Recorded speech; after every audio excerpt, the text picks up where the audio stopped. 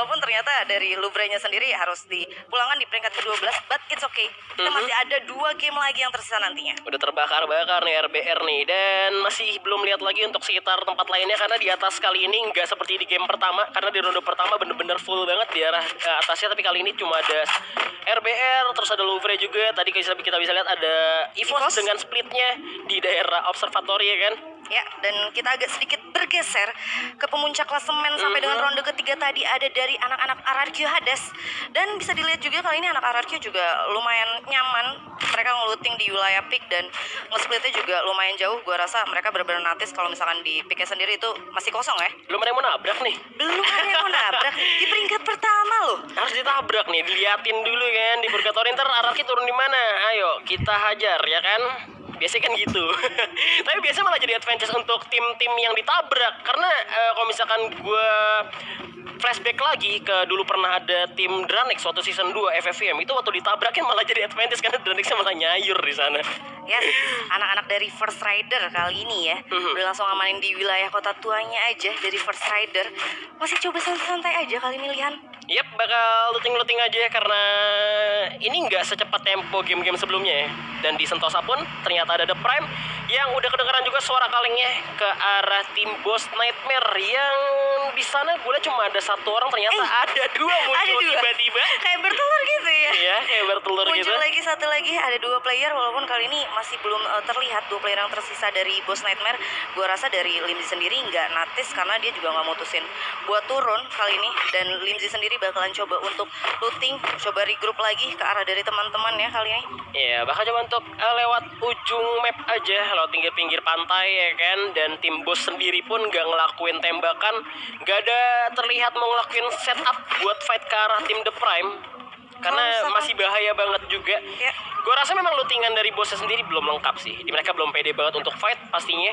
Gue rasa sendiri kalau misalkan kita lihat ngomongin soal bermudanya, emang temponya tuh bener-bener dibikinnya tuh super pasif sih. Pasif ya? Kayak bener-bener di game awal itu bermuda juga luar biasa pasif. Baru tim fightnya itu ketika kayak mau masuk ke late game. Karena ngelihat ini bukan liga lagi, karena ini juga udah menjadi hari penentuan siapa yang kira-kira bakal menjadi juara satunya ya kan. Pasti mereka juga nggak mau nyanyiin ini, nggak mau nyanyiin hal kesempatan yang udah mereka dapetin sekarang bisa di panggung sebesar ini juga. Dan tapi ternyata di sini Boss udah melihat pergerakan dari 2 orang tim The Prime, di mana masih dipantau aja dari balik pagar. Dan di The Prime-nya gue rasa ini Gak natis ya? Natis banget. Dia ngeliat. Oke, kita sepertinya bakalan nunggu tim fight yang terjadi di arah Sentosa. Tapi kali ini agak bergeser sedikit ke arah dari anak-anak Bigetron Beat yang udah mulai ngamanin dari rumah 3 belakang Clock Tower kali ini. Masih luar biasa, luar biasa pasif. Luar biasa pasif, benar banget. 11 tim masih ada. Lagian zona juga belum nutup juga. Masih bisa jadi advantage buat tim RRQ kalau gini gue rasa. Ya, yang mana RRQ sendiri kita ketahuin dia objektifnya zona dan dia juga punya defensif yang sangat kuat untuk berada di late game pastinya. Gak pakai predik biasanya.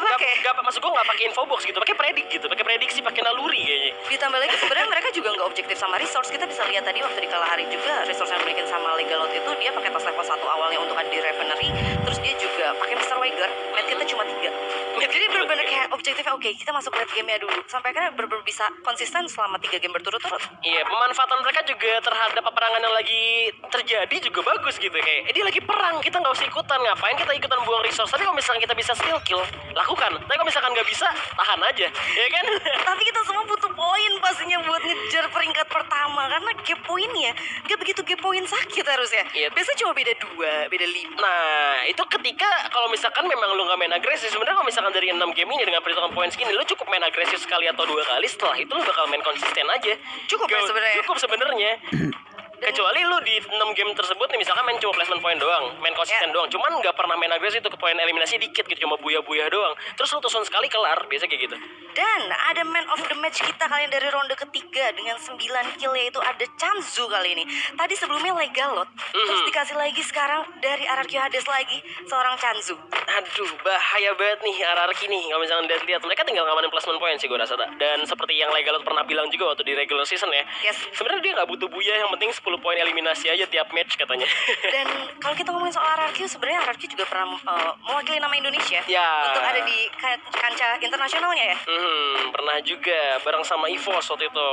Yes, dan kita bakalan lihat kali ini apakah kira-kira bakal mengulang kembali sejarah pastinya yang mana lahir dari Free Fire Indonesia Master. Dan tapi kali ini dari RRQ yang sendiri masih coba untuk ada di wilayah atas dan bakalan ada team fight kali ini. Lihan dari seorang Darko udah sempat terkena damage ke arah dari Link nih bos sepertinya. Yap, udah dipantau aja kali ini bersama Darkol dengan snipernya juga ke arah Baby, tapi masih ditahan. Ini bisa jadi manfaat juga untuk Links, dimana mereka manfaatin compound dengan cukup baik juga. Kalau misalkan First Rider memilih untuk ngerush ke dalam, itu bisa dihabisin di jalanan. Kayak di open field udah habis duluan. Walaupun kali ini satu obstacle yang dimiliki sama anak-anak Links nih bos sebenarnya free banget sama grenade. Dia benar-benar punya banyak banget jendela. Harusnya kalau misalkan spamming grenade, resource grenade yang dimiliki sama anak-anak First Rider itu cukup, gua rasa bakalan lebih mudah pastinya untuk rushing. Tapi kita bisa lihat Jauh soalnya anak-anak Links posisinya. mutusin kayak buat back off ke belakang. Iya, padahal posisi sebenarnya jauh juga untuk lo nyebrang ke arah rumah sana, bisa dihabisin di tengah jalan. Tapi mereka lagi untuk mundur dulu, memanfaatkan compound yang lain lagi. Dari tembak kali ini masih ada Kendis, di mana masih bisa pakai medkit juga, memankan tower dengan cukup baik. Di mana Baby sendirian bakal coba memberikan vision di arah depan, di mana First Rider nampaknya perlahan tapi pasti coba untuk masuk ke pertahanan tim Links nih bos. Tembakan langsung beruntun dari arah Baby, tapi ini mengarah di belakang, ngasih tembakan dari CVG terlalu jauh, gak dapat vision dan ternyata masih bisa dihindari oleh First Rider. Bravo. Kali ini Links nih bos juga setupnya baik banget. Dia benar-benar ada dua pemain juga yang udah standby di arah tower. Dan kita bisa lihat kali ini Baby dan juga Vince bakalan coba untuk lebih sabar dulu, atau mungkin ternyata mereka sendiri mutusin buat naik lagi ke arah tower. Walaupun Baby udah langsung nge-pull out goal kali ini, bakalan coba untuk naik ke arah tower. Oke, tower berhasil diamankan oleh Links nih bos, di mana Baby masih bisa mendapatkan waktu untuk pakai medkit terlebih dahulu, di mana First Rider mulai memojok ke arah tim Links nih bos. Masih ditahan di sekitarnya juga, nggak terlihat bakal ada third party. Ini bakalan sulit sih kalau misalnya team fight kayak gini. Satunya ada di tower, terus kayak ya walaupun adanya sniper ya, tapi gua rasa ini bakalan sulit kalau misalkan lu mutusin buat objektif ke arah tower. Yap, masih terlihat bener-bener mainnya tuh main aman banget gitu, nggak mau terlalu terburu-buru.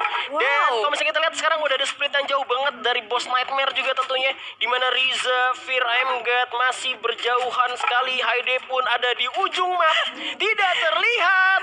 Luar biasa banget ya. Ini gameplaynya baru semua loh. Baru semua loh. Baru Bahkan semua. EVOS aja yang sebenarnya di observatory terus rotasinya cepet, kali ini aja dia sampai bener-bener zonanya mau masuk lagi ke zona ketiga ya berarti ya. Ini Dia masih ada di observatory. dia mau pakai info box nggak cuma satu, pakai dua, karena kurang yakin. Kurang yakin. Kurang ya? belief ya, jadinya dia harus pakai satu lagi di CVR, satu lagi di sebelah kanan di keraton, nyari lagi gitu ya, buat nyari info boxnya biar lebih yakin lagi kira-kira zona ketiganya bakal ada di mana. Yes, dan luar biasa super duper pasif. Kita bisa lihat beberapa team fight yang tadi ada dari Sentosa juga sampai sekarang ke wilayah Hangar juga masih 11 tim, masih 44 pemain. Iya. Objektifnya terlalu gimana nih? 3 game kita dikasih pemain yang agresif, tapi 3 game nampaknya ini udah kelihatan lagi nih, game keempat tuh dikasih yang pasif kayak gini. Dia bakal pecah banget di late gamenya, karena memang zona yang bakal menentukan siapa yang jadi pemenangnya untuk ronde kali ini. Yes, walaupun kali ini di wilayah Hangar juga udah ada satu tim juga yang mulai masuk juga, tapi kita masih belum lihat itu dari tim mana. Bergeser sedikit nih. Puncak klasemen lagi dan lagi ada anak-anak dari RRQ yang bakalan turun ke bawah, yang harusnya kali ini udah kebuka visionnya ke arah dari anak-anak Onyx Olympus. Onyx Olympus sudah mulai terpantau, nampaknya counter kali ini nembak arah Jars sudah terkena damage dari tim RRQ. Hades masih ada gol cukup baik, Pagar masih menjadi bala bantuan juga, masih ada compound rumah sabun di sana nampaknya, dan RRQ harus memukul untuk mundur karena mereka gak punya compound, gak mau buang-buang glue juga, sayang banget soalnya buat buang-buang glue, dan mereka bakal coba untuk berputar lari dulu, gak langsung all in ke arah tim Onyx, tapi nge-split dengan cukup baik nampaknya. Ya, walaupun ada satu pemain yang sebenarnya kali ini standby ngebuka vision ke arah para player dari Onyx Olympus ya, dan yang tiganya lagi bakalan coba untuk masuk ke Bima Sakti dari sisi kirinya. Kita bakalan lihat kali ini Ohanar juga udah mulai nge-spot ke arah bawah, dan kali ini RRQ sendiri nggak begitu diuntungkan karena dia juga masih ada dari luar zona itu sendiri. Masih dipantau oleh Chanzu juga dari kejauhan, dimana Onyx udah dapat visionnya, tapi kita lihat ke arah tim lain, ada EVOS Esports di mana Sam13 udah kena damage, masih bisa ngeregen terlebih dahulu, masih ada Alok tentunya, satu poin yang masih didapatkan, dan coba untuk muter dulu di tempat di saat yang sama juga masih ada First Rider juga bertahan dengan Links nih bos nampaknya. Yes, kali ini dari anak-anak EVOS Esports udah langsung membuka summon airdrop, udah langsung berubah lagi temponya. EVOS Esports yang tadinya bener-bener ngehantam kiri kiri kanan depan belakang, dia langsung mulai ngamanin lagi katulistiwanya, mulai ngamanin lagi next circle-nya, ngebuka summon airdrop, lebih diturunin lagi temponya, nggak mau coba untuk egois. Nggak mau egois ya, nggak mau mikir kayak wah nih lawannya kita hajar aja deh, nggak tambah basa-basi gitu. Tapi sekarang barbar tapi ngotak kalau sekarang. Yes, nggak mau egois dan bergeser lagi dan lagi, masih ke team fight antara dari First Rider ya, karena dari anak-anak Lynx nih bos, ini bakalan sulit sih, lama banget pastinya. Iya, setidaknya udah dapat satu tadi poin eliminasi dapetin sama First Rider. Akhirnya keculik satu tim Lynx nih bosnya. Tapi kita pindah dulu ke Bima Sakti, di mana ada tim Onyx yang dipukul mundur oleh Ararki. Akhirnya teritori zonanya berhasil diamankan juga sama Ararki yang tadi sebelumnya sebenarnya Ararki ada di luar zona. Tapi tim Onyx memilih untuk memanfaatkan kompon di dalam dulu sambil masuk ke dalam zona juga pastinya, karena kalau misalkan mereka terlalu lama menahan Ararki dengan jumlah poin yang segini, dengan jumlah tim yang segini maksud gua, ini bakal mengundang terparty banget dan malah merugikan mereka. Dan ini kita bisa lihat ya, zonanya juga udah langsung mulai jalan dan baru satu player aja yang dipulangkan ke lobby. Kayak emang beberapa rotasi dari tim ini tuh nggak mau benar-benar coba untuk tim fight. Kalau mereka mau rotasi ke kanan, ternyata mereka nemu, mereka coba agak minggir sedikit ke kiri. Iya, gue rasanya tuh pengen ngasih danger zone satu map. Ngasih danger zone satu map sampai akhirnya benar-benar eliminasi semua. Kelar gitu. Selesai sudah. Tapi ini udah laku tergerakan, udah di jembatan juga. Tim Onyx sudah memanfaatkan high ground yang ada juga, tapi cukup open field dan terbuka juga untuk ditembak. Dan selain udah ada EVOS juga yang sudah mengamankan darah Katulistiwa dan udah dapat compound juga dibagi masing-masing. Kali ini masih utuh 4 orang dan ini bisa jadi banyak tim jadi makanan tim EVOS. Tapi kita belum tahu juga ada pergerakan lagi. The Prime kali ini bakal coba melemahkan Dix. Masih ada gol cukup baik. Ada perang lagi di mana Aerowolf sang serigala bakal masuk ke pertahanan tim The Prime kali ini yang baru aja Buya. Apakah bakal tusun? Yes, kali ini Lindsay bakal coba untuk reviving dulu dan udah berhasil untuk di revive. Kita bakalan lihat ternyata baik banget opsinya, mungkin berhasil mengknop seorang Black dan Aerowolf Pro Team once again di peringkat ke-11 Lian. The Prime gak bisa diremehin ya gini-gini nih. Tim Onyx satu ini nih bahaya banget dari final group stage ya. Kalau misalkan gue udah perhatiin ini jumlah poin kill nih bukan main-main, emang dari mikro makro skill masing-masing player itu udah kebentuk banget menurut gue. Bahkan mereka itu baru masuk kemarin ke play-in, itu masuk ke offline, mereka tandingnya tuh udah jadi banget mentalnya. Kalau gue nggak salah dari semua final group, tim yang benar-benar ngumpulin poin kill terbanyak adalah mereka kan ya. Nah itu anak-anak dia. dari The Prime ya, ini change-nya lumayan besar juga buat The Prime. Dan kali ini geser lagi nih Lian, ke arah dari EVOS Esport. Oke, geser. First Rider udah dapat poin eliminasi juga di atas. Kita lihat cukup ramai juga. EVOS hanya memantau dari kejauhan. Udah ada yang pakai launchpad juga. Satu orang dari Bigetron nampaknya. Oh, ternyata dari The Prime yang langsung terbang ke pertengahan pertempuran. Bakal dijepit habis. Apakah menjadi malapetaka untuk tim The Prime? Tapi kita lihat udah ada Darko dengan sniper coba untuk mengeker ke arah Vince. Bakal nembak headshot kena kepalanya. Vince pun terjatuh. Masih bisa berlindung di balik pagar dan bisa diselamatkan nampaknya kali ini. Masih SM13. Bakal nembak ke arah Glue Wall lagi. The Prime udah masuk ke tanah tim EVOS kali ini masih bisa dihajar oleh tim Bigetron. Bakal ada 3 tim numpuk semua karena 10 tim masih tersisa di zona ketiga kali ini. Yes, dan kita bakalan lihat kali ini EVOS bakalan coba steal kill aja dari sisi kanannya, dan ada anak-anak The Prime yang bakalan kehampir sama anak EVOS Esport dan juga Bigetron. Di sisi lain Aura Guns dengan M79-nya berhasil mendapetin anak-anak dari Lynx nih bos.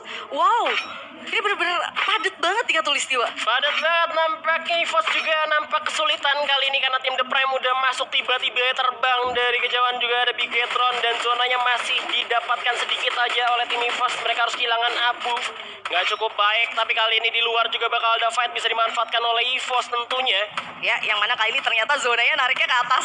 Otomatis tim-tim yang ada di bawah itu bener-bener bakalan rusuh banget. Ada 3 tim yang bakalan harus tim fight. Ada dari Boss Nightmare, ada dari Bigetron, dan ada juga dari The Prime. Dan gue lihat dari tadi notifnya First Rider mulu ini yang bunuh. Udah berapa poin eliminasi First Rider dapetin? Atau kan langsung dikirim tapi ke lobby kok nggak tahu juga karena belum kelihatan. Tapi kita lihat Lynx Baby udah kelihatan langsung. Tembak langsung berkali-kali langsung dipulangin aja. Lagi zaman masih ada ombak. Dia akan menyelamatkan kawannya. Lagi jam-jam. Kembali berjam-jam.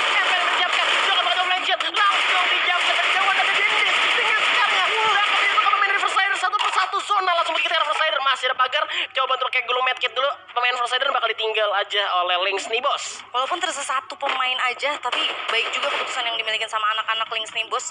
Mereka kayak lebih memutuskan untuk masuk ke dalam zona dan ternyata The Prime ya dipulangkan di peringkat ke-10 dan kita bakal lihat Katulistiwa yang mana kali ini Mr. 05 berhasil mendapatkan 1 knockdown-nya lagi-lagi dengan M79. Lontar lagi-lagi memakan korban. Dari belakang juga ada lawan. Kali ini masih kebetulan dihajar lagi tapi malah kena hajar sendiri karena meledak di depan mata. Masih ada gol lagi dan masih bisa diselamatkan oleh Sam 13. lain masih sempat juga. Zona udah nggak dapat lagi, masih sempat looting lagi. Tinggal 7 tim tersisa. Zona semakin kecil dan First Rider pun tereliminasi di posisi ke-7. Tinggal 6 tim, oh baby. Ya, yang mana kali ini dari Evo juga masih benar-benar santai. Red Bull Rebellion dengan 5 kill poinnya. Kali ini benar-benar nge-spot ke arah para player dari RRQ. Ada Mr. Home juga menggunakan snipernya, berhasil mendapatkan damage lagi ke arah anak-anak dari RRQ. RRQ Hades bakalan kesulitan berada balik batu di selain Aura Esports yang dipulangkan di peringkat kelima. Yap, tim berjatuhan satu persatu di mana Herbert Zico pun masih menunggu bala bantuan. Di belakang masih ada EVOS juga menjadi ancaman tentunya. Kali ini bakal coba untuk di revive terlebih dahulu Mr. Home. Masih bisa tim Onyx masih memanfaatkan zona yang cukup tipis juga kali ini. Zico pun masih bisa selamatkan. Tinggal 15 orang yang masih hidup. Di mana Calvin bakal coba untuk bergerak ke arah bawah. Dan kita lihat RRQ pun perlahan udah memasang glue wall dengan cukup baik. Di mana Jars dengan launcher lagi. Ada launcher lagi. M79 karena 2 orang airgun dan juga Tayo berhasil jatuhkan, tembak lagi langsung, masih bisa di revive tentunya. Kali ini masih ada pohon menjadi penyelamat untuk seorang Jars. Ya, yang mana kali ini Jars juga bakalan coba fokus untuk ke arah anak-anak dari EVOS Esports. Ada launcher yang udah dipegang, tapi ternyata Jarsnya berhasil di-knockdown walaupun berhasil mendapatkan SAM 13 di sini. Tersisa 2 tim aja, Lihan. Ada dari Red Bull Rebellion. Lagi-lagi RRQ masih bisa berdiri, tapi 4 orang lawannya kali ini masih bisa ke RRQ berdiri. Masih ada glue wall nampaknya, tapi RBR langsung maju ya, terobos terus. Masih ada granat juga dikeluarkan, dimana Kenner masih medkit dan RRQ pun tereliminasi. Red Bull Rebellion goyah di game keempat. Luar biasa ya ternyata ya. Bener-bener yang buyanya itu selalu ganti-gantian. Zonanya juga enggak bisa banget kepredik. Tapi